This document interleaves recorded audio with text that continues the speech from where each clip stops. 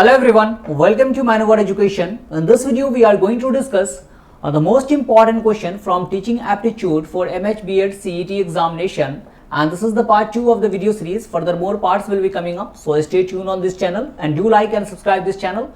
So let's start this video. Before that, here is some important information regarding our self-study program. So if you want to join us for self-study program, you can visit our offline center, that is Vasai, Thane, Dadar, Borivali, Andheri, Pune. If you are not Mumbai or Pune based, then you can call on this number for online classes on pan-India level, and the counselor will guide you each and everything. Else, if you want to join us through the website, so I will give you the tour guide of the website. I will tell you each and everything from the website, how can you join to us. So let's go to the website. So you have to go to the manowaredu.com. So here you can see that is B.Ed entrance examination. Go to here and you can see the B.Ed CET examination. और यहाँ पर जब आप click करोगे, so you can have the live classes, crash course, S2C live batches for 2026, and you can opt for the self study program. यहाँ पर self study program भी है आपको B.Ed 2025-2026 के लिए, तो यहाँ पे आप इस कोर्स को भी ऑप्ट कर सकते हो. Sectional course are also available, so you can opt for each section, that is logical reasoning, teaching aptitude, English section, general knowledge, and mock tests are also available, so you can opt for the mock test like full length and topic wise mock test भी आपको यहाँ पर मिल जाएगा. So each and everything you can get from the website. So let's start this session.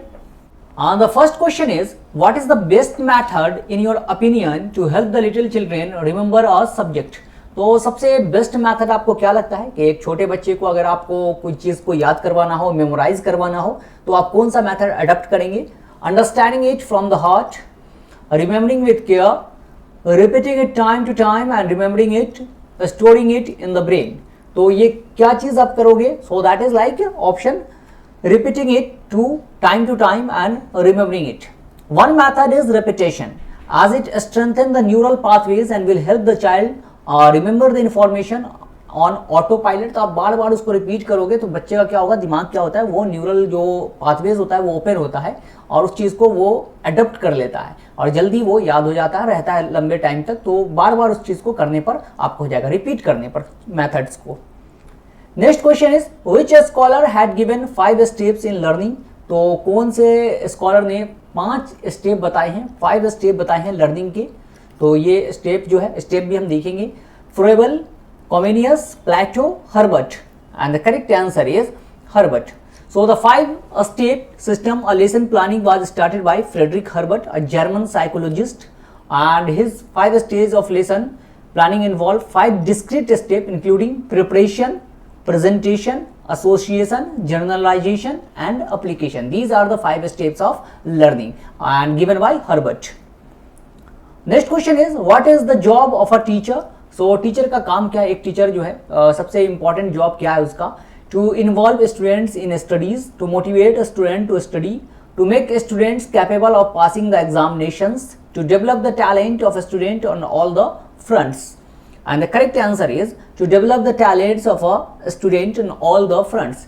The teacher is a facilitator, as his role is to create such an atmosphere of learning where the children can realize their true potential and can develop their talents on all fronts. That is like holistic development जो है आपको बच्चे का होना चाहिए. As a teacher आपको ये चीज़ें माइंड में रखनी चाहिए कि जो भी बच्चे को आप पढ़ा रहे हो उसका हॉलिस्टिक ओवरऑल डेवलपमेंट हो, हॉलिस्टिक डेवलपमेंट हो, ईच एंड एवरी करिकुलम में जो है वो अच्छा करे. Next question is, what should a teacher keep in mind while making lesson plan to encourage discovery learning in his her or her students? तो teacher को जो है किन चीज़ों का ध्यान रखना चाहिए जब आप लेसन प्लान कर रहे हो? तो the content of the lesson plan should be the responses of the students. The lesson plan should be developed from a previously determined logical structure.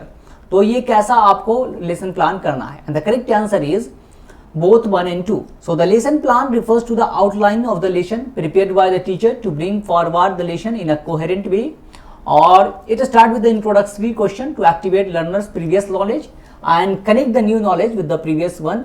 तो आपको जो है बच्चे के रिस्पॉन्सेज, बच्चा किस तरह का जो है, सारी चीज़ों देखकर जो है आपको लेसन प्लान करना पड़ेगा. Next question is, which among the following enhances communication skills among children? तो कम्युनिकेशन स्किल जो है आपको वो कौन जो है आपको किस चीज़ से आपका इन्हांस होगा, अच्छा होगा?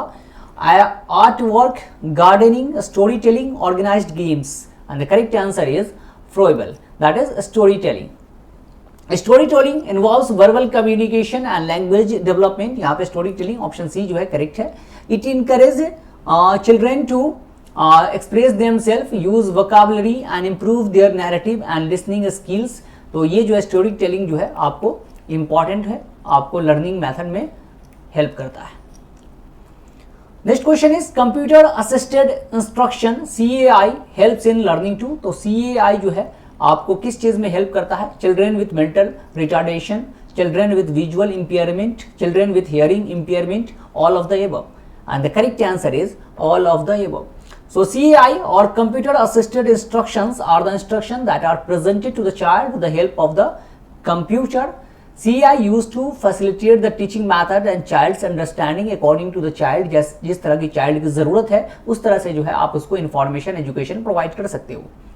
Next question is a suitable method of teaching primary class children is. तो सबसे सुटेबल मेथड, सबसे बेस्ट मेथड क्या है अगर आप प्राइमरी क्लास के स्टूडेंट को टीच कर रहे हो? तो trial and error method, limitation method, lecture method, playway method, and the correct answer is playway methods.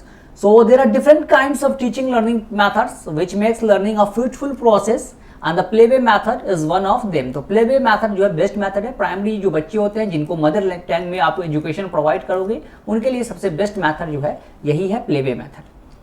Next question is in a classroom student are not told anything but are led to see the solution through carefully worded questions. They may consult books and material provided around. The teaching method is used to. कभी कभी क्या होता है आपको कि books दिया जाता है कि आप बुक से जो है देखकर जो है आप आंसर दे सकते हो. उस तरह का एग्जामिनेशन भी होता है. उसको क्या कहते हैं, उस मेथड को क्या कहते हैं? Laboratory method, heuristic method, problem solving method, project method. And the correct answer is heuristic method. So heuristic or rules of thumbs are problem solving methods that are based on practical experience and knowledge.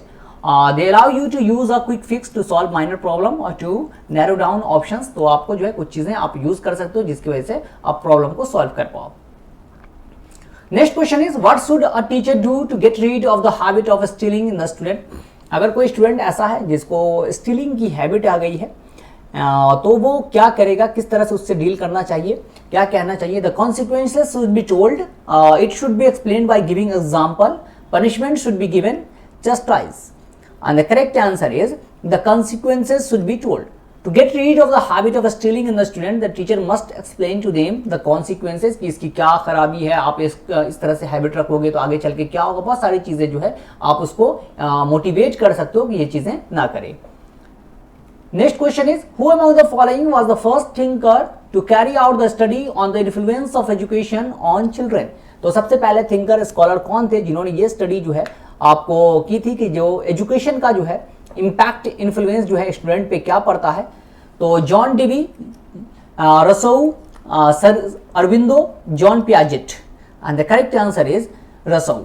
So Rousseau, a French philosopher of the 18th century, is often credited as one of the earliest thinkers to systematically study and write about the impact of education on children. तो ये जो है आपको इन्होंने ही बताया था कि children पे क्या असर पड़ता है. अब बचपन से जो एजुकेशन जिस तरह की चीजें सिखाओगे वो आप उसको आगे देखने को मिलेगा. Next question is who said work should be taken as a medium of education because experiences are the windows of our brain. तो ये बात किसने कहा था? Work should be taken as a medium of education. जो आपका practical knowledge है, काम है, वो एक एक्सपीरियंस एजुकेशन है, विंडोज ऑफ आवर ब्रेन है.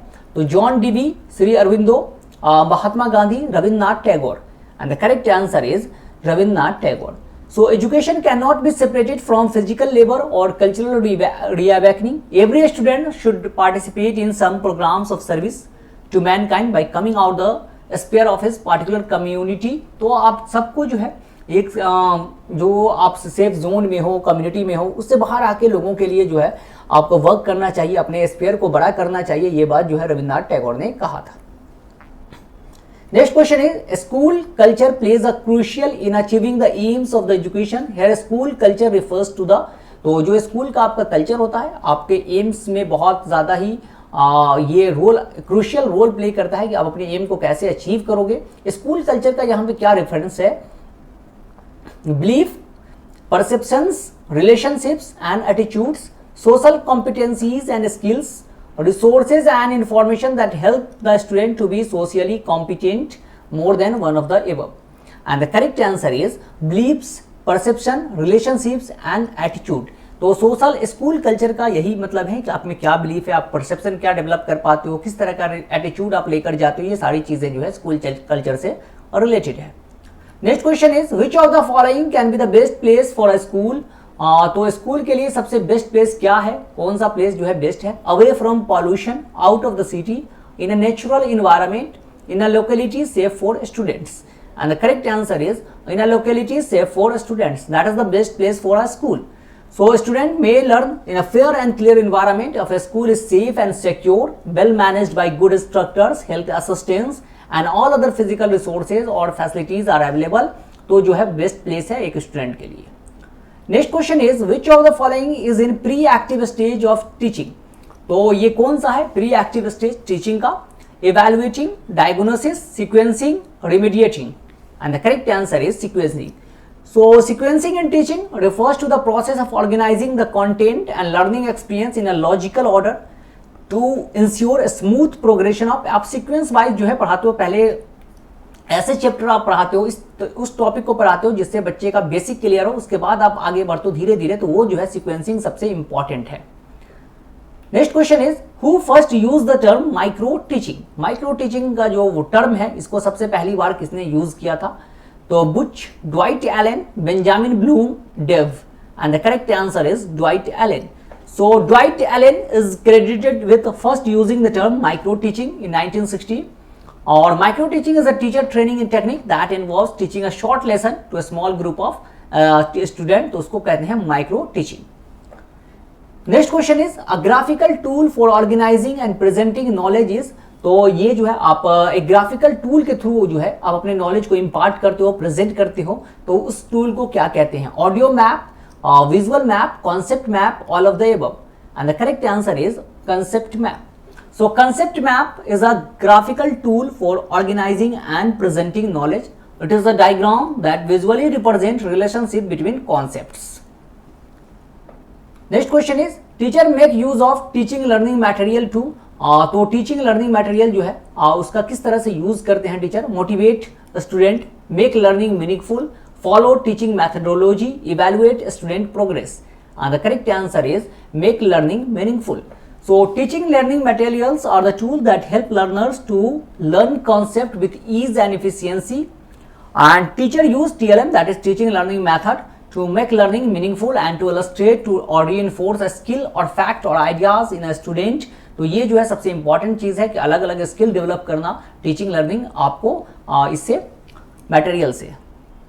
Next question is student are likely to experience dash when the activity is not valued by them. तो अगर जो है स्टूडेंट को कैसा फील होने लगता है, जो आप एक्टिविटीज जो कर रहे हो वो उसका वैल्यू नहीं दे रहे हैं, तो किस तरह का फील होगा। Curiosity, excitement, Joy, boredom. And the correct answer is boredom. So when an activity is not valued or engaging for a student, they may feel bored and disinterested। कोई भी चीज ऐसा होता है जिससे बच्चे को उसमें इंटरेस्ट ना हो तो क्या होने लगते हैं, बोर होने लगते हैं। तो अगर क्लास आप ले रहे हो तो उसको जो है आपका टीचिंग मेथड ऐसा होना चाहिए कि आप बच्चे को क्लासेस को जो है इंटरेस्टिंग बना सको। Next question is which of the following emotions are student likely to experience when outcome is uncertain and focus is on failure. तो बच्चे ये जो है आप किस तरह का सिचुएशन, किस तरह की चीजें जो है बच्चे में डेवलप होगी अगर फोकस होगा, आउटकम जो है कि अनसर्टेन होगा कि क्या होगा नहीं होगा, रिजल्ट कैसा होगा, और फेल्योर पे ज्यादा ध्यान होगा, तो किस तरह का सिचुएशन डेवलप होगा। Enjoyment, anxiety, hope, boredom. And the correct answer is anxiety. So the emotions that students are likely to experience when the outcome is uncertain and they are focused on failure is anxiety. Next question is assertion and reason. Teachers should provide lot of opportunities to the children for discussion and dialogue. Meaningful learning involves the processes of interaction with other।